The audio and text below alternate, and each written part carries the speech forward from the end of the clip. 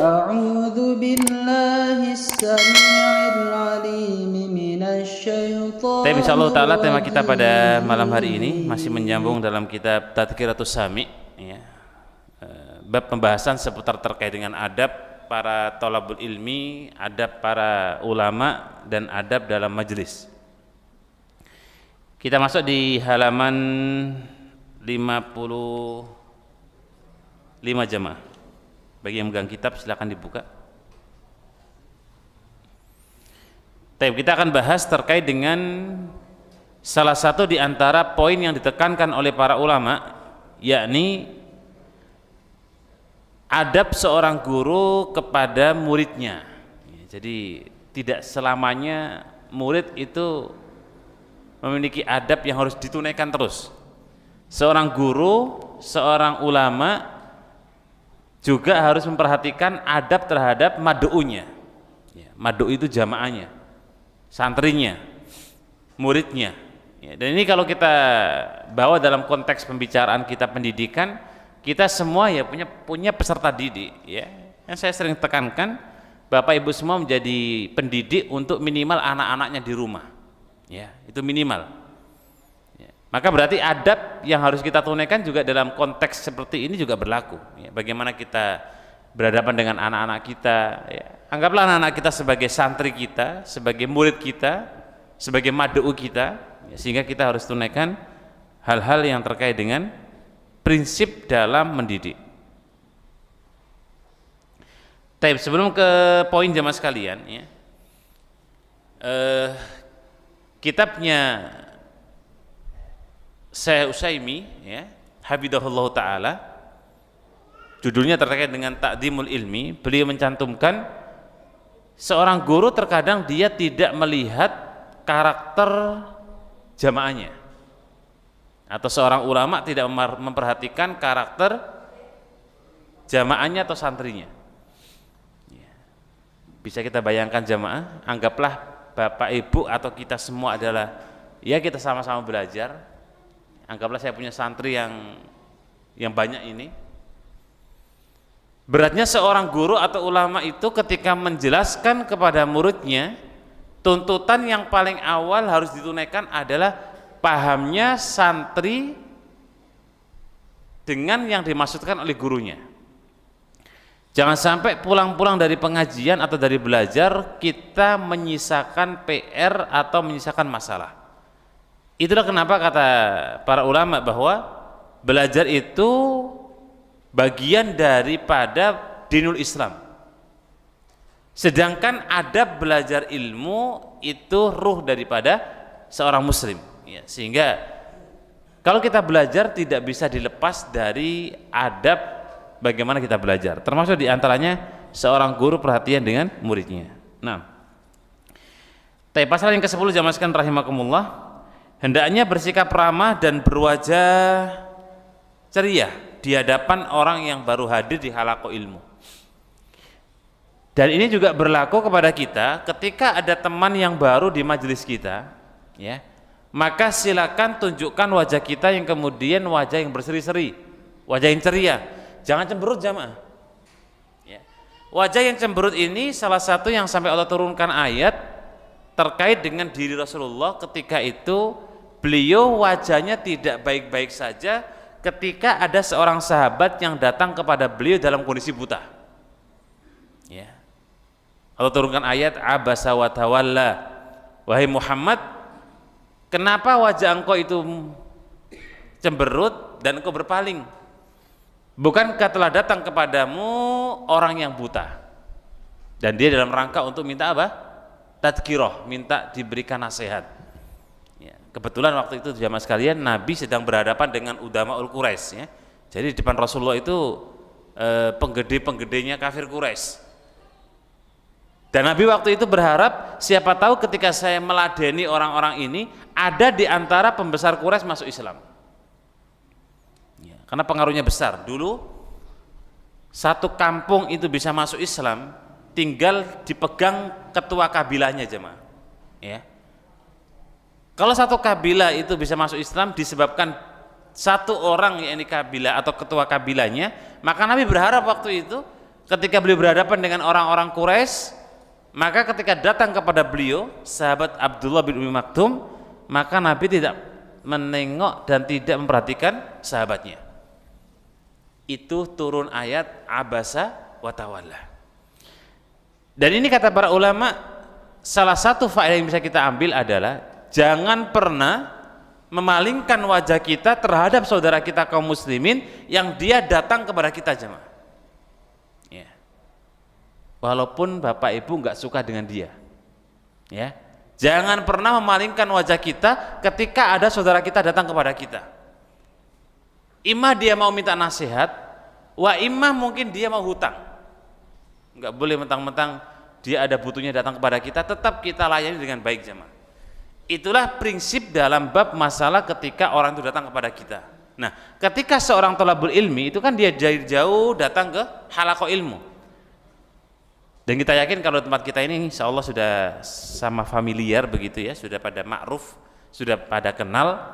Ya, makanya sering saya sampaikan juga, tidak boleh kemudian misalnya ada teman-teman yang dikenal saja ada 5-6 orang gitu, terus bikin halaqah sendiri, ngerumpi, ngobrol-ngobrol, padahal ada temannya sendirian di situ tidak disapa.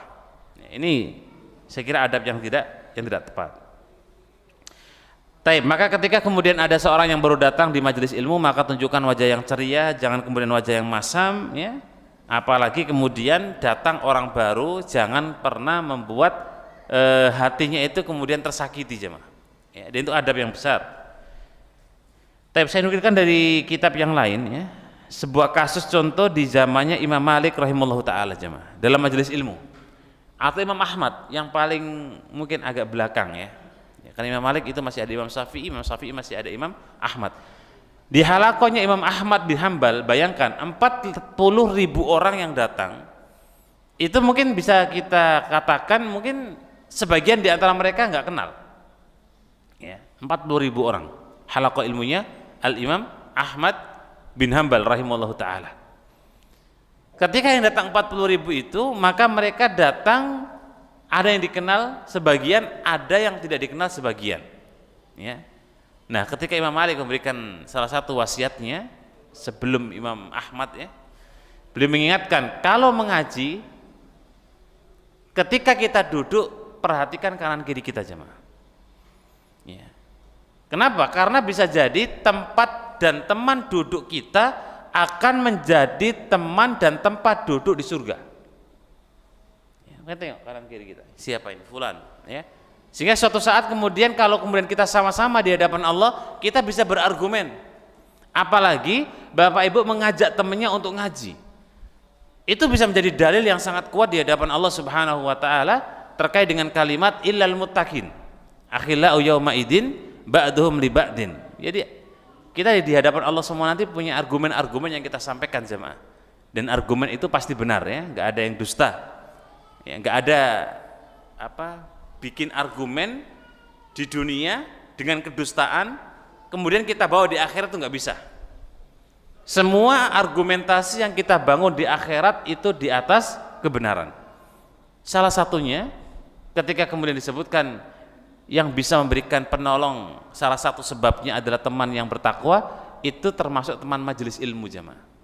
Ya, makanya kalau punya teman, kan biasanya kan kita bersapan, ya, Pak ngaji nggak Pak, gitu. Oh iya, insya Allah. Minimal kita mengingatkan, ya, Pak besok ngaji nggak di tempat fulan, Pak besok ngaji nggak di tempat masjid ini, Pak besok ngaji nggak ini. Itu bagian daripada kita berharap mendapatkan apa? Syafaat teman kita, jemaah. Jadi bisa jadi kita diingat oleh teman kita karena dulu pernah kita ajak atau kita mengajak atau kita diajak. Itu bisa saling menguatkan argumen nanti, dan itu bisa menolong kita di hadapan Allah Subhanahu wa taala. Ya, dan itu tidak kita dapatkan kecuali di majelis ilmu. Ya. Makanya jangan sampai kita sudah ngaji bertahun-tahun tapi nggak kenal kanan kiri kita. Kalau bisa satu masjid ini, ya, satu halaqah ilmu, Bapak Ibu kenal namanya semua. Ya, dari mana kita tahu, ya? Kenapa? Karena ukhuwah yang sejati yang sebenarnya adalah ikatan dalam ilmu.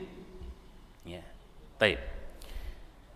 Kemudian kata Imam Malik rahimahullah ta'ala, ya, milikilah ta'aruf atau pengenalan di antara kita ketika halaqah ilmu.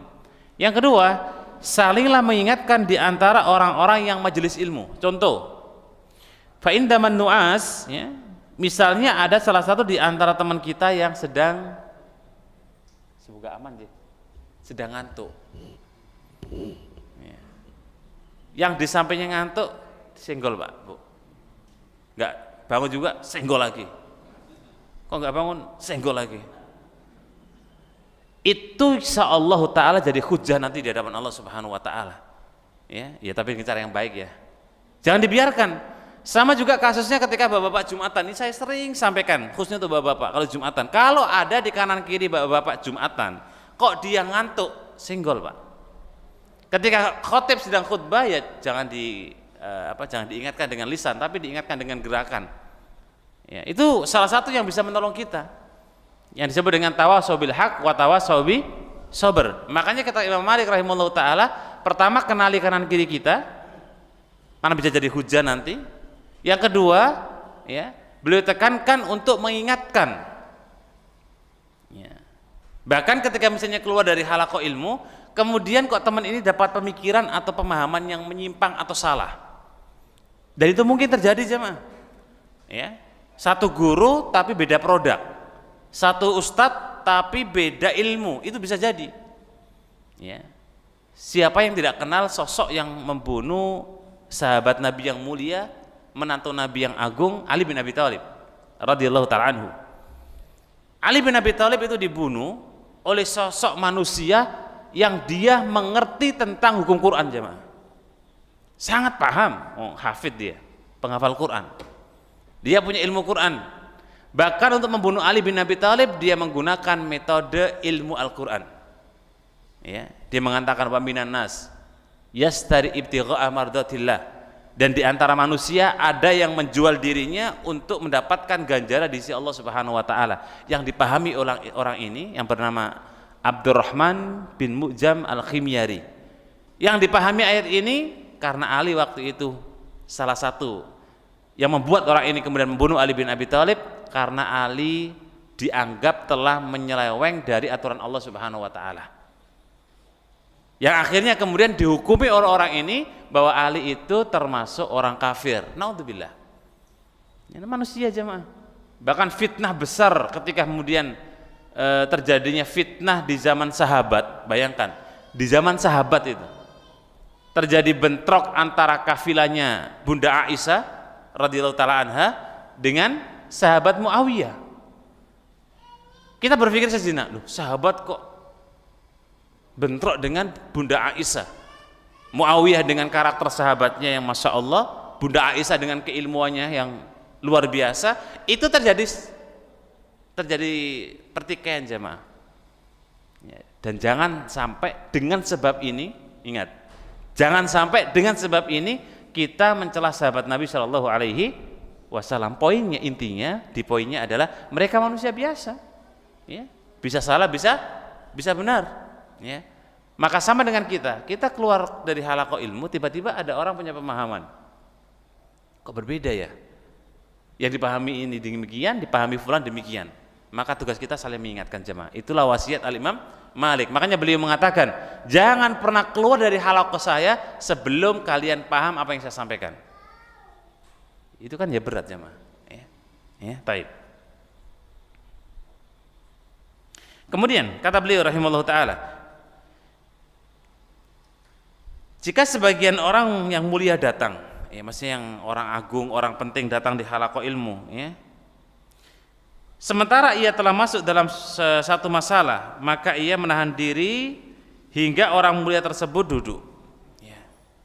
Dalam hal ini, dalam halaqah ilmu, memang kalau dalam sebuah hadis yang Nabi sebutkan, ketika sop yang depan terisi jamaah, ya, ada orang yang mungkin katakanlah dia kibarul ulama atau orang yang punya kemuliaan, ya, dari sisi ilmu, ya, walaupun sebagian para ulama seperti Syekh Muhammad bin Al-Wahhab menyebutkan kalau ada orang punya mazaya di tengah-tengah masyarakat, sebutlah mungkin RT, sebutlah misalnya RW, kepala desa, itu boleh kita muliakan jamaah, ya, kita kasih jalan beliau untuk di depan, itu boleh, karena dia punya mazaya, ya, punya keistimewaan.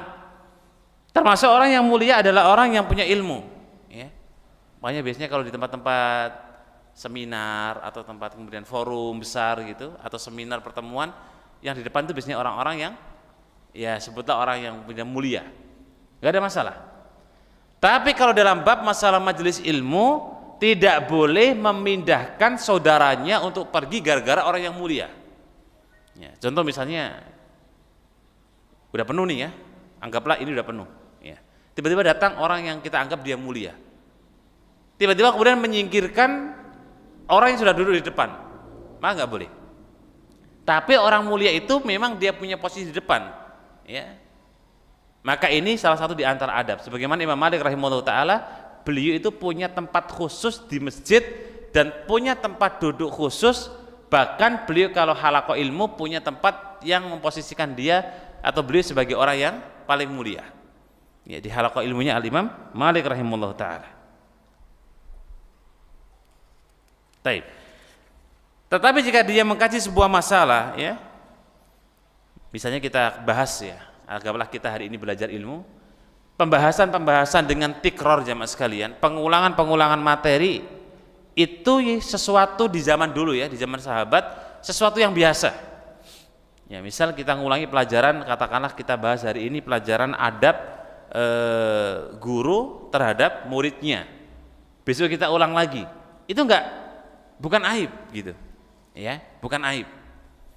Ya, sama sebenarnya kalau kita menilai hari ini, kalau anak-anak kita misalnya sekolah kok nggak naik kelas, itu bukan aib jamaah. Ya, tapi nggak tahu kenapa hari ini orang sudah punya mindset bahwa biasanya kalau orang nggak naik kelas itu apa? Nah ini produk-produk nggak tahu dari mana itu. Paradigma kalau anak nggak naik kelas, ini anak bodoh. Padahal dia punya kesempatan lebih pintar daripada yang lain jamaah. Ya.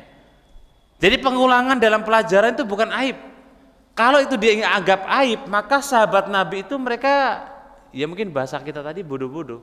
Mereka ngulangi tafsir itu 7 kali jamaah. Hari ini dipelajari, besok diulang, besok diulang, besok diulang. Ya. Karena poinnya ilmu itu bukan banyaknya riwayat. Kata Al-Imam Syafi'i, al-ilmu laisa bikasrati riwayah. Ilmu itu bukan banyak-banyakan kita hafalan. Ya. Hafal Quran sekian, hafal hadis sekian, tapi ilmu itu dulu adalah al-amal. Ilmu itu adalah apa? Al-amal, ya. Bagaimana kita beramal di atas ilmu. Nah, tapi jika seorang ahli fakih, ya, orang yang fakih datang, ya, orang ahli fikih atau orang fakih datang itu maksudnya orang berilmu, sementara waktu yang tersisa cukup menyelesaikan pelajaran, ya. Jadi kan ada kadang-kadang waktunya mepet gitu jamaah sekalian, ya. Maka hendaknya kemudian diperhatikan jamaahnya, audiennya. Makanya kalau di kitab-kitab yang lain seperti Kitabul Ilmi, kalau ada audien yang sudah ngontak, ngantuk karena mungkin lama, sekitar 2 jam, 3 jam, ustadz atau guru harus menyetop pelajarannya. Jangan dipaksa. Ya. Karena yang paling paham terkait dengan kondisi mad'u jamaah itu ustadznya. Ya, makanya kalau halaqah ilmu, makanya khotib ini juga khotib lagi nih ya, bagi para jamaah yang ada jadi khotib itu sunahnya lihat jamaah ya. Jadi kalau naik mimbar, assalamualaikum, duduk, kemudian dia khutbah, sunahnya itu dilihat jamaah, jamaahnya lihat, ustadznya lihat jamaah, jamaahnya pun lihat ke ustadznya, itu sunnah ya. Makanya bapak-bapak perhatikan kalau ada khotib yang dia punya punya ilmu dalam artian dia ketika khutbah melihat jamaahnya, itu berarti dia paham terkait dengan sunnah. Tapi kalau khotib kemudian cuma diam baca, dari salam sampai salam cuma kemudian baca, ya sebenarnya nggak apa-apa, ya, nggak ada masalah. Bukan kemudian jumatannya itu batal atau itu tidak sah, tetap sah. Cuma salah satu di antara fungsi, ya kenapa harus kita lihat audien atau jamaah, biar tahu nih kondisi jamaahnya kayak apa. Ya. Karena kadang-kadang kita itu untuk menampung informasi itu nggak lebih dari 30 menit jamaah. Sisanya biasanya kita sudah mulai tidak kuat menampung daya informasi-informasi yang diberikan, apalagi ilmu. Ya, ilmu din itu kapasitasnya lebih berat daripada ilmu alat. Ya, coba kita perhatikan anak-anak kita atau kita aja ya, nggak usah anak-anak kita. Kita kalau membaca komik-komik ya, lebih kuat baca komik atau mungkin koran atau apa gitu? Lebih kuat mana, baca komik atau baca buku agama? Kalau kita lebih kuat baca buku agama berarti insya Allah bagus. Tapi kadang-kadang ada orang baru buka buku, baru judulnya gitu udah ngantuk. Buka satu halaman udah capek. Halaman berikutnya sudah capek. Tapi kalau kemudian dia disuruh buka ya, mungkin ya selain ilmu agama, dia kuat. Hati-hati. Kalau itu terjadi pada kita berarti kita kena penyakit yang disebut malas dalam belajar ilmu din. Ya, dan itulah fatwa atau penjelasan daripada Al-Imam Malik rahimahullahu taala ketika beliau menjelaskan tipe-tipe murid. Ya, tipe-tipe apa? Murid. Ya, makanya dulu itu para sahabat kalau ngaji jamaah sekalian, di kepalanya itu kalau seandainya ada burung itu nggak bisa terbang. Maksudnya nggak terbang. Karena khusyuk dan antengnya sahabat Nabi kalau ngaji. Ya. Bayangkan ini ada burung di sini. Ketika Nabi memberikan sebuah tausiah, memberikan ilmu, sahabat itu anteng, duduk, manis, dan burungnya itu nggak terbang. Itu menunjukkan kata para ulama begitu antusiasnya dan semangatnya para sahabat dalam apa? Thalabul ilmi, dan mereka itu haus akan ilmu jemaah. Setiap berjumpa dengan Nabi, ini juga adab bagi santri, bagi kita pelajar, untuk kemudian kalau ketemu ustadz, ketemu guru kita, ketemu ulama kita, jangan pernah berbicara masalah dunia jemaah. Ya, ketemu ustadz tiba-tiba, oh ustadz, ayo bisnis ustadz, saya punya perusahaan nih ustadz. Ustadz mau nggak jalankan usaha saya? Nanti gampang lah, ustadz nggak perlu modal ini. Di zaman Nabi nggak ada orang-orang yang kemudian ketemu dengan Nabi membicarakan masalah bisnis jamaah, nggak ada. Ya. Bertemu dengan guru kita, ulama kita, kiai kita, ustadz kita, maka lihatlah para sahabat. Sa'altu an hada. Aku tanya tentang ini, aku bertanya terkait dengan itu. Itulah para sahabat Nabi Shallallahu Alaihi Wasallam. Dan Nabi pun juga demikian. Nabi itu kalau ketemu sahabat responnya, ya sahabatku, ya. Ala unabbiukum bi akbaril kabair. Ini contoh aja. Maukah kalian aku kasih tahu dosa-dosa yang paling besar? Jadi Nabi juga menjelaskan terkait dengan ilmu. Jadi pertemuan yang sebenarnya bisa menyelamatkan orang itu ketika diskusi masalah ilmu din. Ya. Bukan diskusi ghibah. Bukan diskusi masalah kemudian membicarakan orang, bukan masalah duniawi. Kalaupun duniawi kita bicarakan secukupnya jamaah, ya, secukupnya. Nah, baik. Maka jika kemudian seseorang itu sudah waktunya mepet, ya juga diperhatikan jamaahnya, ya, kemampuan dalam dia menerima pelajaran itu sejauh mana, ya. Cukuplah bagi orang yang ahli fikih, ya, tersebut untuk kemudian masuk dan duduk di majelisnya secukupnya. Ya, makanya belajar yang paling efektif itu pertama waktunya pas, kemudian waktu pas itu maksudnya ya tidak waktu untuk istirahat, ya. Kemudian adalah jamnya tidak terlalu panjang, kemudian materinya ringan. Pembelajar itu jamaah sekalian rahimakumullah, dia bisa mendapatkan pemahaman yang baik kalau disesuaikan dengan sikon dan kondisinya, ya. Makanya Imam Syafi'i itu tidak pernah lompat bab atau lanjut bab sebelum murid-muridnya itu paham jemaah. Dan Imam Syafi'i itu di antara empat madhab yang kalau menjelaskan ilmu itu paling gamblang di antara sekian banyak madhab yang lain, ya. Makanya Imam Syafi'i itu paling banyak murid-muridnya. Kalau Abu Hanifah rahimahullah taala muridnya nggak terlalu banyak, ya. Imam Malik ya ada beberapa. Imam Syafi'i, masya Allah, yang paling banyak generasi imam itu Imam Syafi'i, termasuk muridnya Imam Syafi'i itu apa? Al-Imam Ahmad. Makanya Imam Syafi'i itu salah satunya yang punya kitab Qaulul Qadim dan Qaulul Jadidnya, ya, ucapan versi lama beliau dan kemudian direvisi dengan ucapan versi terbarunya. Dan versi Qadim itu dengan madhabnya diikuti oleh ribuan orang, dan Qaulul Qadim Ajadidnya, ucapan beliau yang baru, itu juga diikuti jauh lebih banyak daripada yang pertama, ya. Disebabkan apa? Pengulangan materi yang beliau sampaikan. Maka hendaknya, ya, seseorang ketika dia mengajar menunda sisa waktu tersebut, ya, dengan menyibukkan diri darinya. dengan mengaji suatu masalah atau sesuatu yang kemudian berbicara masalah fikih, ilmu dan lain sebagainya. Ya, maka di sini menunjukkan kalau belajar ilmu ya ilmu yang lain juga ada manfaatnya jemaah, insyaallah ya, ilmu kedokteran, ilmu fisika, ilmu biologi ada manfaatnya. Tetapi yang dapat perhatian besar dalam hadis-hadis Nabi, bahkan dalam Al-Qur'an itu adalah ilmu din ya. Makanya pujiannya sangat banyak kalau kita melihat dalam beberapa redaksi ayat dan hadis Nabi sallallahu alaihi wasallam. Maka patut untuk kita memperhatikan kebaikan jamaah. Nah, jadi halaqah ilmu itu pentransferan ilmu ya jamaah ya. Lebih berat orang itu menerima jamaah daripada orang itu menyampaikan. Ya, kalau saya menyampaikan mungkin sesuatu ini ya mungkin kadang-kadang apa yang saya ucapkan ada yang keselio, ada yang mungkin salah atau ada yang khilaf. Tapi kalau bagi jamaah kan dia wajib untuk mendengarkan semua apa yang disampaikan oleh guru-guru kita, ya. Sehingga ada istilah fokus yang mereka kemudian memahami semua apa yang disampaikan oleh guru mereka. Tapi saya tambahkan di beberapa catatan yang lain jemaah sekalian terkait dengan adab seorang murid, seorang guru terhadap muridnya.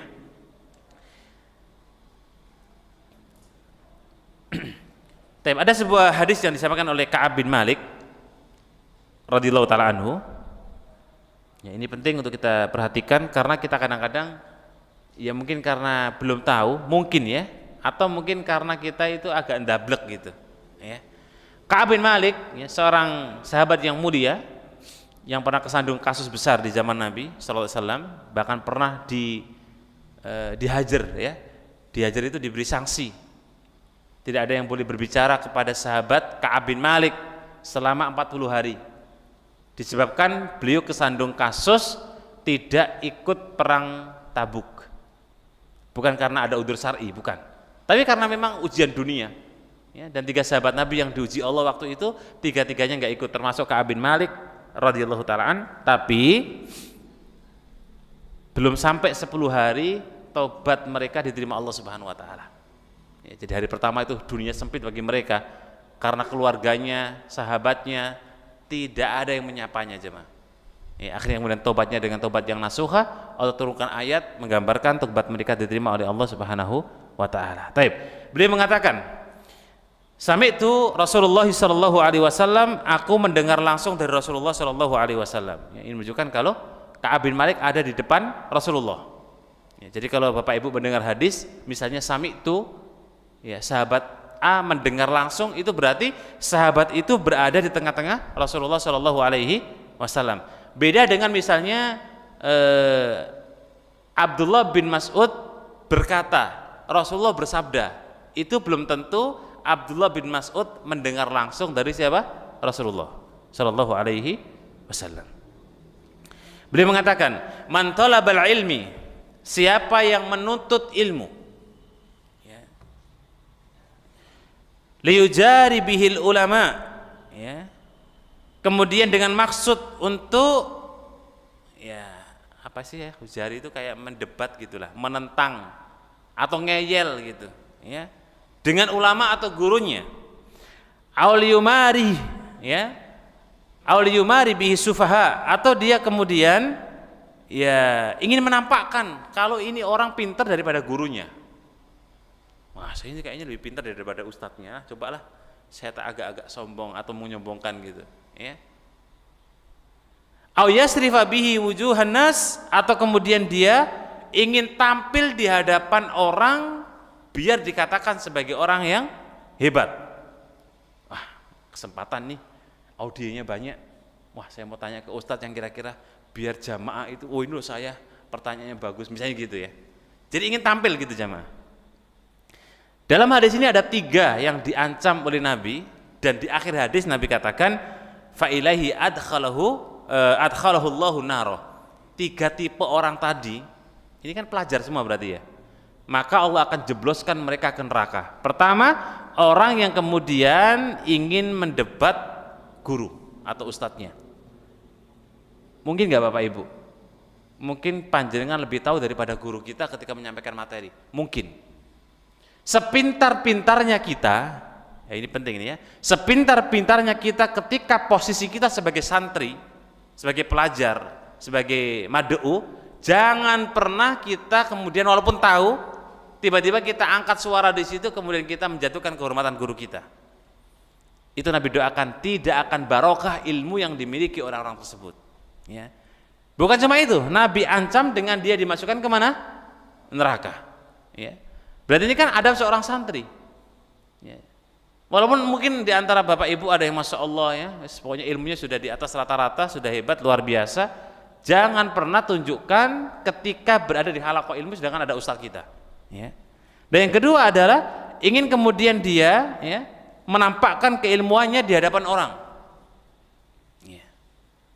Seakan-akan lainnya itu sufaha, ya, dungu, nggak tahu gitu. Dan yang ketiga tadi sebutin oleh beliau adalah orang yang ingin tampil di hadapan manusia. Ya, kalau ingin tampil itu artinya ya ingin menonjolkan ya. Dalam bab ini bukan berarti kemudian habis ini jenengan nggak tanya, bukan. Jangan-jangan terus kemudian alim semua gitu. Ada pertanyaan Bapak Ibu? Diem aja. Enggak, bukan gitu maksudnya. Ya innamal amalu binniyat. Jadi yang paling tahu ya panjenengan dalam hati kita masing-masing ya. Makanya Nabi itu kan sering juga membuat atau melontarkan pertanyaan kepada para sahabat. Contoh, misalnya Nabi katakan begini, sahabatku, atadruna man muflis? Tahukah kalian siapa orang yang rugi, orang yang bangkrut? Itu kan Nabi lempar pertanyaan. Ya. Adanya sebuah diskusi ilmiah yang Nabi lakukan dengan para sahabat itu berbuah segudang ilmu jamaah. Ya. Dan hampir semua sahabat Nabi kalau Nabi itu tanya, sahabat itu sudah senang walaupun jawabannya mentoknya adalah wallahu wa rasuluhu a'lam. Pernah satu dijawab itu salah. Jawabannya ketika ditanya, siapakah orang yang rugi wahai sahabatku? Sahabat menjawab, orang yang rugi yang dipahami oleh sahabat, orang yang enggak punya harta, orang yang enggak punya materi, orang yang enggak punya pangkat dan jabatan.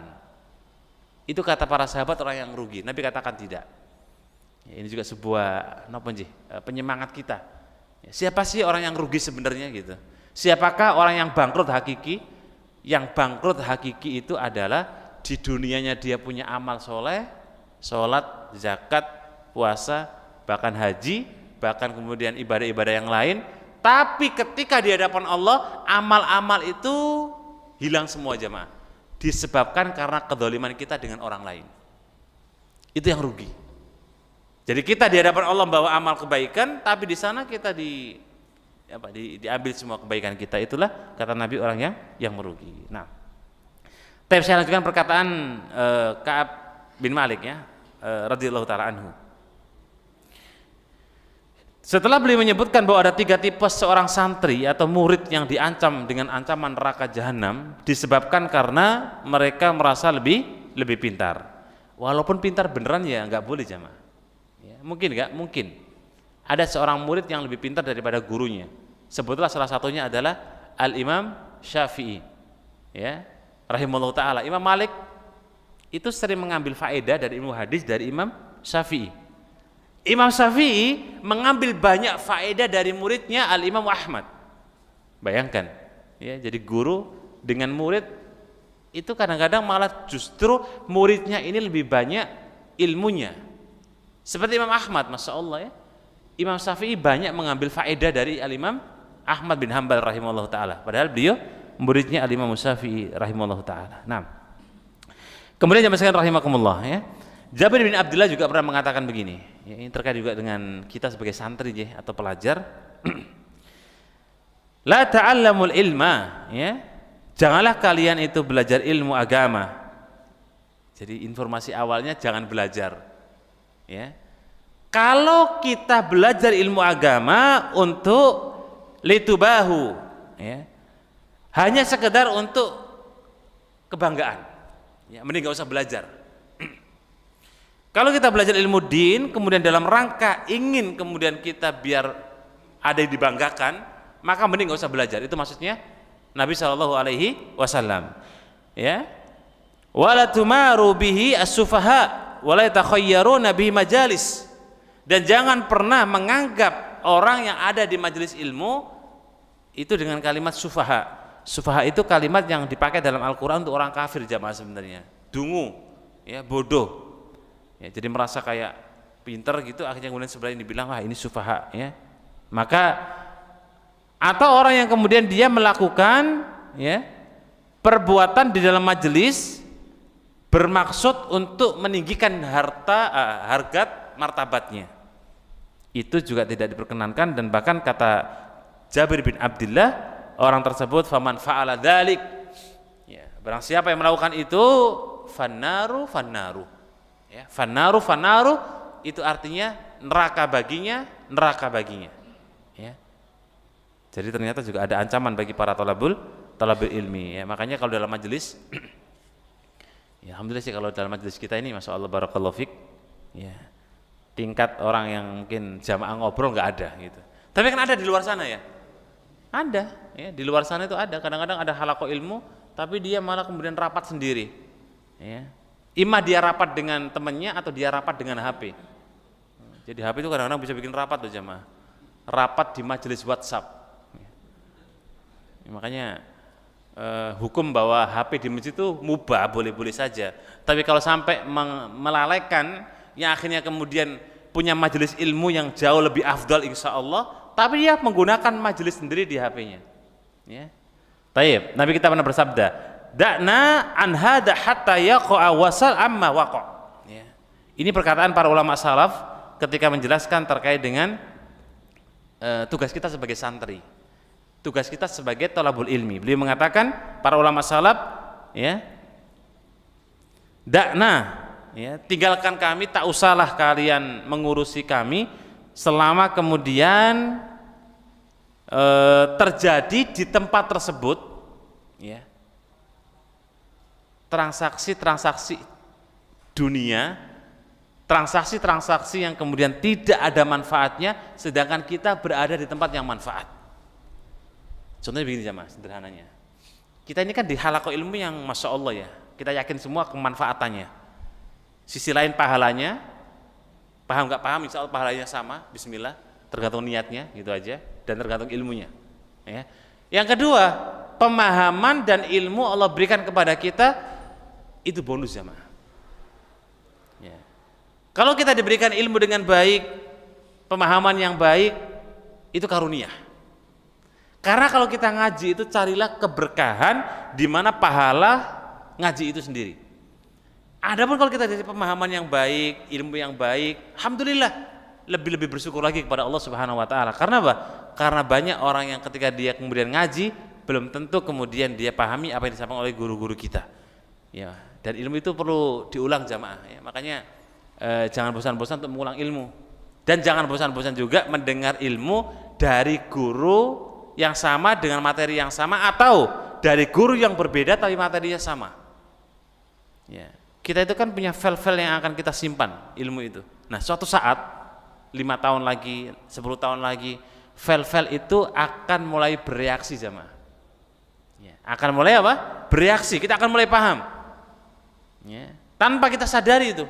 Kenapa? Karena Allah berikan keberkahan ilmu kepada orang yang di saat dia sudah thalabul ilmi dengan baik.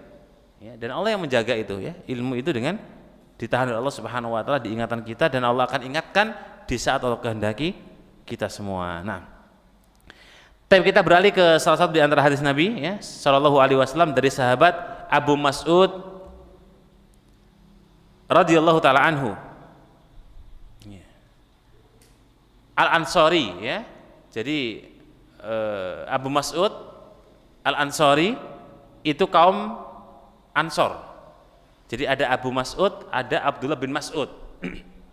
Ya, itu beda. Kalau Abdullah bin Mas'ud itu adalah muhajir. Kalau Abu Mas'ud itu Al-Ansari, ya, dari Ansor. Qala kana minal ansari rajulun yuqalu lahu Abu Su'aib. Ya, jadi di mana kata Abu Mas'ud Al-Ansari, beliau berkata bahwa ada seorang dari kalangan Ansor yang bernama Abu Su'aib. Ya, jadi ya, dulu kunyah-kunyah itu paling populer jamaah di zaman para sahabat. Ya, kunyah itu nama apa? Nama julukan. Ya. Ada seorang yang bernama Abu Su'aib. Fakana lahu gulam. Ya, anak apa? Abu Su'aib itu dikatakan di Ansor dia punya anak kecil. Ya, dia punya anak kecil. Ini nanti terkait dengan kita halaqah ilmu sebagai santri ya. Posisi kita di mana? Ya. Di mana ketika itu kemudian anak kecil itu fakana lahu gulam. Ya. Anak kecil ini ternyata dia menjadi seorang penjual daging. Ya berarti ya kecil tapi ya bukan anak kecil biasa gitu. Dia kecil tapi bisa penjual daging ya. Faqala isna li ta'am, ya kata Abu Su'aib, ya, diceritakan oleh Abu Mas'ud. Abu Su'aib mengatakan, wahai anak kecil, coba kamu bikinkan aku apa ini? Ta'am, makanan dari daging yang Anda atau yang sampean punya. Kemudian fad'u Rasulullah sallallahu alaihi wasallam, ya. Saya ingin mengundang Nabi ketika kamu masak atau kamu bawa daging itu ke sini. Ya, akhirnya kemudian Nabi diundang, ya datanglah beliau kemudian di situ jamaah sekalian bersama dengan sahabat ada Abu Su'aib, kemudian ada Abu Mas'ud dan sahabat-sahabat yang lain dari kaum Ansor. Tiba-tiba kemudian Nabi duduk di dalam majelis ilmu, di sini ada ustadznya dan ada santrinya, ada Nabi dan ada sahabatnya. Ya. Kemudian beliau mengatakan, innaka da'autana khamisu khamsatin hada rajulun qad tabi'ana. Kata Nabi kita Muhammad bin Abdullah, engkau telah mengundang kami dan ada beberapa orang yang ada di sekitar kami, maka perhatikanlah ya, di mana jangan sampai kalian ketika di halaqah ilmu keluar kemudian lapar. Ya. Jadi Nabi menggunakan ilustrasi kalau habis ngaji, ini poinnya jemaah, habis ngaji minimal kita punya sangu yang kita bawa pulang. Ya, kalau Nabi pakai ilustrasi, jangan kalian pulang dari halaqah ilmu tapi masih dalam kondisi lapar. Artinya nggak paham atau mungkin ya nggak ada yang masuk sama sekali. Ya. Minimal ada yang kita bawa pulang jamaah. Yang ibaratnya kalau kita itu rihlah ilmiah, ya, safar yang sifatnya untuk ngaji, itu yang namanya orang safar pulang-pulang bawa apa? Oleh-oleh. Ya. Minimal setiap kita ba'da halaqah ilmu, kita itu kembali ke rumah, di situ ada ilmu yang bisa kita dapatkan dan kita sampaikan kepada anak istri kita, keluarga kita, tetangga kita, ya. Dan ini yang menjadi salah satu di antara alasan para ulama kenapa mereka nggak pulang sebelum paham dan dapat ilmu. Contoh, Al-Imam Nawawi rahimahullah ta'ala, beliau itu hampir 24 jam di perpustakaan jemaah. Ya. Kekuatannya Imam Nawawi kalau ngaji, ya, murojaah itu masya Allah, ya, sampai beliau lupa makan dan minum. Ya. Bayangkan Ibnu Taimiyah rahimahullah ta'ala saja beliau pernah dikomentari oleh muridnya, ya, Ibnu Qayyim, jadi habis subuh sampai menjelang duha, ya, duha itu anggaplah jam 9. Kata Ibnu Qayyim, guru, kenapa kok anda nggak pulang? Saya lihat anda dari tadi zikir terus, ya, di halaqah atau di tempat anda duduk. Apakah anda nggak lapar gitu? Apa kata Ibnu Taimiyah, ya, seorang alim rasikh Syekhul Islam Al-Hafidh Ibnu Taimiyah mengatakan, saya kenyang dengan amal ini, maksudnya dengan zikirnya, ya. Saya merasa kenyang dan inilah gizi saya untuk saya itu bisa kuat. Ini memang agak nggak masuk akal jamaah kalau memang benar-benar kita coba pikir, tapi ternyata itu terjadi di kalangan para ulama dulu, ya. Lu di kalangan para sahabat juga terjadi. Ketika bikin Khandaq itu mereka cuma makan bukan satu kurma, ya, gandum yang diosarkan ke tangan mereka kemudian dijilat itu bisa seharian penuh, mereka itu fit dan kondisinya sehat dan bahkan bisa bikin parit Khandaq. Jadi memang ada tipe-tipe orang yang Allah itu masya Allah, ya, memang Allah tolong mereka, seperti Ibnu Taimiyah misalnya, ya, pada subuh sampai siang dzikir terus. Kenapa enggak lapar, wahai guru? Jawabannya simpel. Inilah nutrisi saya. Inilah suplemen saya dengan dzikir dan sebagainya, ya. Nah, maksud saya begini jamaah sekalian. Kalau kita halaqah ilmu, ya, kan kita pulang nih. Kira-kira apa yang kita dapat nutrisi dari halaqah ilmu itu, ya? Nah, ketika kita sudah dapat, maka itulah yang kemudian kata beliau, Nabi kita menyebutkan, nah silakan pulang kalau sudah dapat. Kalau anda sudah tidak lapar, ya, maka silakan. Tapi kalau masih lapar jangan.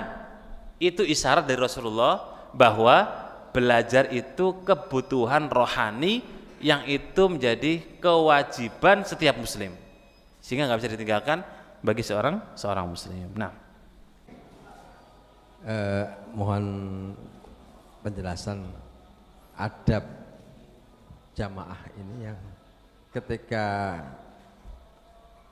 sedang ada kajian, apakah kami boleh makan ini apa namanya, boleh kita makan ini ketika sedang berlangsung ceramah itu, apa menunggu selesai atau gimana adabnya gitu kan? Masih. Assalamualaikum.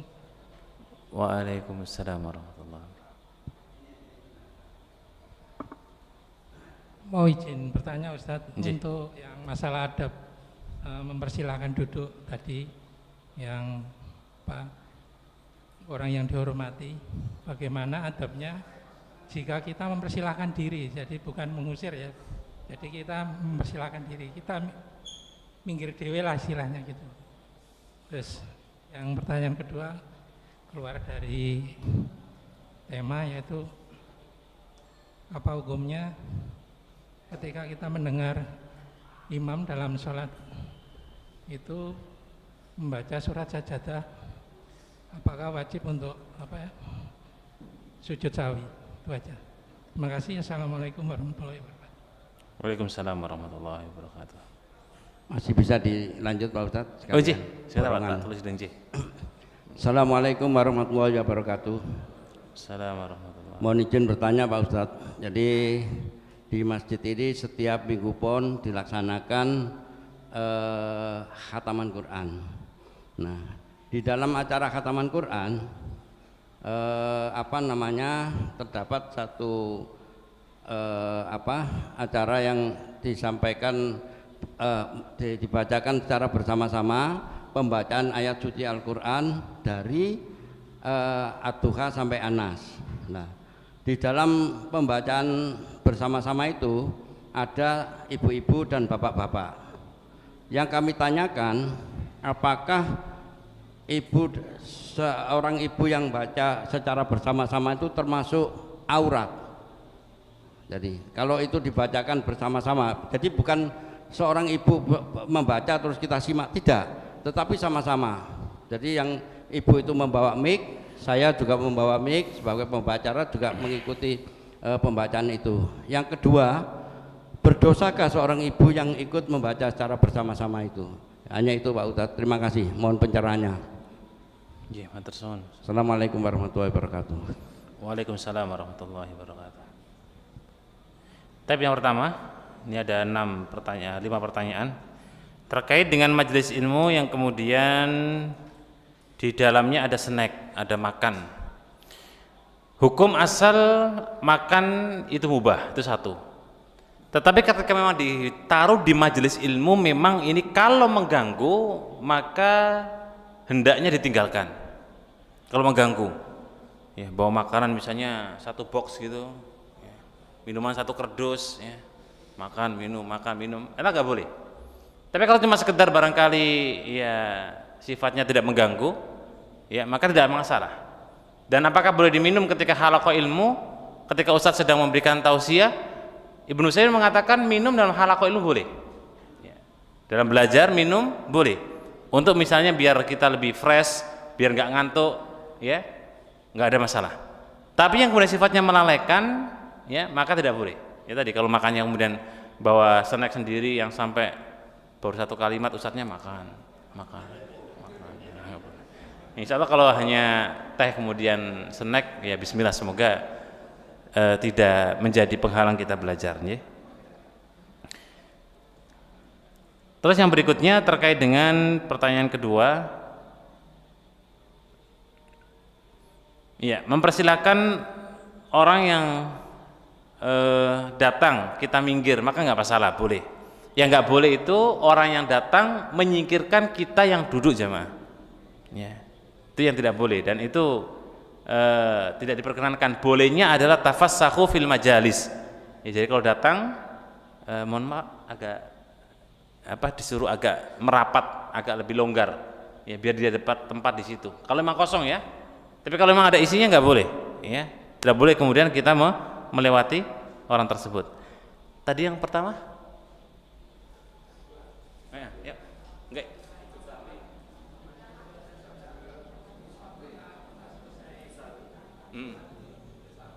Enggak, yang tadi depan Kayaknya ada yang pertama. Atau itu? Oh, nggih, taib. Ya, sujud sahwi sudah saya catat. Jadi terkait dengan sujud sahwi, ketika imam baca ayat sajadah, kalau imamnya sujud, Bapak Ibu sebagai makmum ikuti sujud. Kalau imamnya tidak sujud, jenengan nggak boleh ikut sujud. Nggih? Kecuali sholat sendiri, jenengan baca surat ayat sajadah melewati, maka sunnahnya, sunnah muakkadah, silakan sujud. Dan bukan cuma di sholat ketika baca Quran biasa normal, ya. Maka kalau melewati ayat sajadah silakan sujud. Jadi kalau sholat berjamaah ikutin imam, ya, ikutin imam. Ya. Kalau di kampung saya alhamdulillah setiap saya imam dan melewati ayat surat sajadah 100% insya Allah kalau nggak buru-buru sujud. Ya. Ada jamaah yang habis sholat, ada yang dulu subhanallah gitu, wah repot nih. Tiba-tiba jamaahnya bilang subhanallah, ya, dikirain habis baca surat lupa nggak rukuk langsung sujud, padahal kita sengaja. Makmumnya bilang subhanallah, ya. Mau sebelahnya diem Pak, itu sudah sahwi gitu. Wah, jadi batal ya. Itulah repotnya kalau amal nggak ada ilmu jamaah. Itu bisa satu kampung dosa semua. Ya. Taib ya, jadi terkait dengan sujud sahwi, kalau imamnya sujud maka silakan jamaah ngikutin ya, dan salah benar nanti keabsahannya ikut imam. Pertanyaan terakhir, masya Allah, barakallah ya, terkait dengan khataman Quran. Ini kalau diopeli pertanyaannya itu banyak part-part yang menjadi atau butuh dikaji gitu secara detailnya. Tapi fokus ke pertanyaannya bahwa satu, apakah suara wanita itu aurat ataukah tidak? Itu ya. Kalau kita merujuk dalam Al-Quran bahwa aurat itu kecuali wajah dan telapak tangan bagi ibu-ibu atau wanita. Ini pegang dulu ya. Pegang dulu kaidah Al-Quran. Seluruh anggota tubuh wanita itu aurat kecuali wajah dan telapak tangan. Itu dohirnya ayat yang nampak jamaah, bukan ucapan atau perkataan. Karena madhahara minha itu bukan saut, bukan suara, tapi yang nampak wajah dan telapak tangan. Adapun ketika suara wanita, disinilah para ulama berselisih dan berbeda pendapat. Sikap kita menilai ayat ini, apakah aurat, apakah suara wanita itu aurat ataukah tidak, maka diperselisihkan oleh kalangan para ulama. Ada yang mengatakan aurat, ya, ada yang mengatakan aurat, ada yang mengatakan tidak. Ya. Dan saya lebih cenderung mengatakan tidak, dengan catatan jika memang suara tersebut ya tidak dibikin menimbulkan syahwat. Kalau suara wanita kemudian mendesak, bikin satu kampung itu berpikir ini suara siapa, akhirnya nyari-nyari, nah itu bahaya. Suara seperti ini mending seorang wanita diem. Ya. Kalau seorang wanita suaranya membuat seorang laki-laki syahwatan, ya, maka bisa hukumnya suara tersebut jadi aurat dan haram untuk diucapkan atau dikeluarkan. Tapi kalau dilihat dari kasus pertanyaan tadi, bahwa ketika dalam pembacaan Quran bersama-sama yang mungkin ada suara fulan dan fulana, wallahu a'lam bishawab, insya Allah tidak termasuk ya, tidak termasuk. Nah, terus yang kedua, apakah berdosa Ustadz ketika kemudian seorang wanita itu misalnya kalau itu dianggap aurat ya berdosa satu. Dan hal ini kita serahkan ke yang bersangkutan jamaah. Kita juga nggak boleh kemudian mengatakan secara mutlak, oh itu bukan aurat, ya nggak boleh juga. Kita harus bijaksana dalam bab perselisihan para ulama kalau bicara suara wanita itu aurat atau tidak. Kalau seandainya ada seorang wanita yang dia berpedoman ini aurat, ya kita hormati. Nggak perlu kita, ibu ini ngeyel suaranya kayak simba aja kok aurat, nggak usah. Karena perdebatan para ulama tidak membagi ini suara simba atau tidak.